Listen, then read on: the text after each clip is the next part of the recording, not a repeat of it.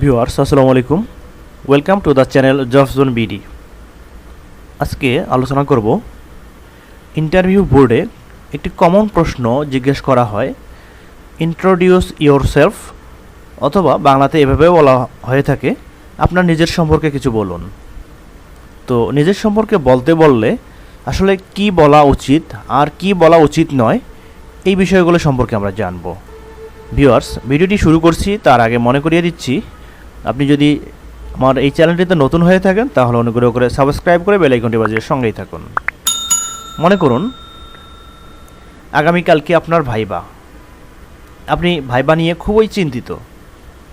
আপনার ভাইবার কমন একটি প্রশ্ন হতে পারে এটি, ইন্ট্রোডিউস ইয়োরসেলফ, অথবা আপনার নিজের সম্পর্কে কিছু বলুন। চাকরির সাক্ষাৎকারে প্রায় সব ক্ষেত্রেই একটা প্রশ্ন নিশ্চিতভাবে করা হয়, টেল আস বা টেল মি অ্যাবাউট ইয়োরসেলফ, বা নিজের ব্যাপারে কিছু বলুন। প্রশ্নটি কিন্তু ভীষণ গুরুত্বপূর্ণ। একে একেবারেই হেলাফেলা তো করবেনই না, বরং ভালোভাবে উত্তরটার জন্য আগে থেকে প্রস্তুতি নেবেন। এই প্রশ্নটি সাধারণত একেবারে প্রথমে আসে, অর্থাৎ যিনি সাক্ষাৎকার নিচ্ছেন এই প্রশ্নের উত্তরের মাধ্যমেই তার সাথে প্রথমবার ঠিকঠাক কথোপকথন হতে চলেছে। আর প্রথম ইমপ্রেশন ভালো হওয়া অত্যন্ত জরুরি এবং গুরুত্বপূর্ণ। প্রশ্নটা নিয়ে আরেকটা মজার কথা বলি, যদিও প্রশ্নে বলছে আপনার ব্যাপারে বলুন, তার মানে সত্যিই কিন্তু উত্তরে আপনার ব্যাপারে জানতে চাওয়া হচ্ছে না। আপনার বাড়িতে কয়জন আছে, আপনার কুকুরছানার নাম কি, মন খারাপ হলে আপনি আকাশের কোন দিকে তাকান, এসব জানার ওনাদের কোনো রকম আগ্রহ নেই। আসলে কিসে আগ্রহ আছে? যিনি বা যারা আপনার চাকরির সাক্ষাৎকার নিচ্ছেন তার কেবলমাত্র আগ্রহ আছে আপনার কাজে, আপনার অভিজ্ঞতায়। আপনি মনের ঘরে ঠিক কেমন মানুষ জানার বদলে তারা জানতে চাইছেন কাজের জায়গাতে মানুষ হিসেবে আপনি কেমন। পরিবার আপনার সঙ্গ দেয় কি না জানার বদলে তারা জানতে চাইছেন টিমের সাথে আপনি কাজ করতে পারবেন কি না। ভাইবা বোর্ডে তাদের এই প্রশ্নের উত্তরে আপনারা কি কি বলবেন?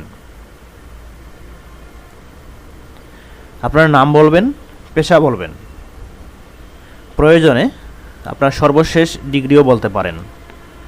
আপনি কোথায় কি কাজ করেছেন তার সংক্ষিপ্ত বর্ণনা দিন।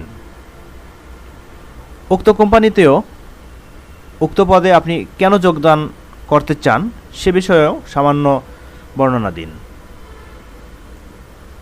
কেন সেই চাকরিটির জন্য আপনি যোগ্য ক্যান্ডিডেট এটি সামান্য কথায় বুঝিয়ে দিন।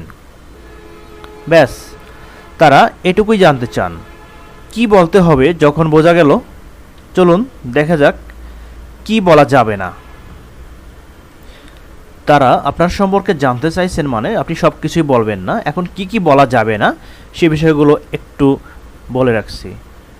আপনার মনের কথা, আপনার পরিবারে কারা আছেন সে বিষয়টি, কোথায় বাড়ি, জীবন নিয়ে আপনার চিন্তাভাবনা কি, কর্মজগৎ নিয়ে আপনার মতামত কি। এক কথায় কাজের বাইরে কোনো কথা নয়। বেশ, ধরুন ঘ পত্রিকায় বিনোদন বিভাগে সিনিয়র সব এডিটর হিসেবে চাকরির সাক্ষাৎকার দিচ্ছেন ও আপনাকে এই প্রশ্নটি করা হয়েছে। এবার তাহলে দেখা যাক উত্তরটা কিভাবে দেওয়া যাবে। প্রথমে জানালেন আপনি কোথায় কোন পদে বর্তমানে কাজ করছেন, তারপর একে একে আপনার অভিজ্ঞতাগুলো যথাক্রমে জানিয়ে বর্তমান কাজের কথা উল্লেখ করবেন। যেমন ধরুন, আমি একটি উদাহরণের মাধ্যমে আপনাদেরকে দেখিয়ে দিচ্ছি। আমি বর্তমানে ক মিডিয়া হাউজে সাব এডিটর হিসেবে যুক্ত আছি। আমি সাংবাদিকতা নিয়ে পড়াশোনা করে খবরের কাগজে 1 বছর কাজ করেছি। আমি মূলত বিনোদন বিভাগে কাজ করেছি। আমার রোজকার কাজের মধ্যে ছিল চলচ্চিত্র নিয়ে নিয়মিত কপি লেখা, রিভিউ করা ও কপি সম্পাদনা করা। এসব কাজের পাশাপাশি আমি অনেক কিছু শিখতে ও করতে পেরেছি, নিজের আগ্রহে এগিয়েছি। একাধিক বিশিষ্ট ব্যক্তিত্বের সাক্ষাৎকার নিয়েছি সংস্কৃতি পাতা হিসেবে, বা সংস্কৃতির পাতা কিভাবে সাজানো হবে, কোন খবর কোথায় যাবে, এগুলো সিনিয়রদের সাথে কাজ করতে করতে লক্ষ্য করেছি। পরের বছর আমি সাব এডিটর হিসেবে ক মিডিয়া হাউসে যখন যুক্ত হয়েছি, আমি জানি আমার কাজ ও দক্ষতা কতদূর ব্যাপ্ত হতে পারে, এবং এই কারণেই আমি খ থেকে ক মিডিয়া হাউসে এসেছিলাম। কারণ একজন সাংবাদিক হিসেবে নিজেকে আরও দক্ষ, অভিজ্ঞ ও আরও ভালো পেশাদার হিসেবে আমি দেখতে ও এক্সপ্লোর করতে চাইছিলাম। এখানে আমি বিনোদন নিয়ে যুক্ত হলেও সিনেমার পাশাপাশি নাটক, বাংলার সংস্কৃতি, সঙ্গীত ও আরও বিভিন্ন বিষয়কে কভার করেছি। সম্প্রতি আমি গ ইভেন্টটি কভার করেছি, যা বিনোদনের লিড স্টোরি হিসেবে প্রকাশিত হয়েছিল।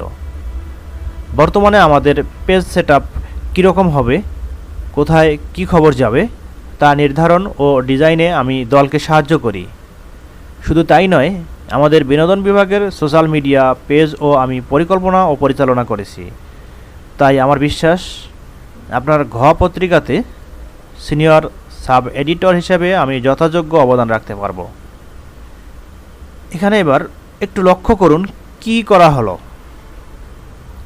এখনকার কোম্পানি ও পদ বলে শুরু করা হলো, অর্থাৎ বর্তমানে যেখানে চাকরিরত আছেন সেই কোম্পানি এবং কোম্পানিতে অবস্থানকালীন পদ বর্ণনা করে শুরু করা হলো। একেবারে শুরুর কোম্পানিতে কি কাজ ছিল তাও বলা হলো প্রথমে। কেন এক চাকরি থেকে অন্য চাকরি পাল্টানো হলো সেটারও উল্লেখ রইল। বর্তমান চাকরিতে কোন কোন দায়িত্ব পালন করছেন সেটাও বলা হলো। দলের সাথে কাজ করার অভিজ্ঞতা জানানো হলো। আগের কাজ থেকে শিক্ষা নিয়ে এখন নিজে কোন কোন অতিরিক্ত দায়িত্ব পালন করছেন সেটাও জানানো হলো। আর যেখানে আবেদন করতে যাচ্ছেন সেই রোলের জন্য আপনি কেন যোগ্য ক্যান্ডিডেট, সেখানে আপনি ঠিক কী ভ্যালু অ্যাড করতে পারবেন তারও উল্লেখ রইল। এবার আপনি চাকরির ধরন,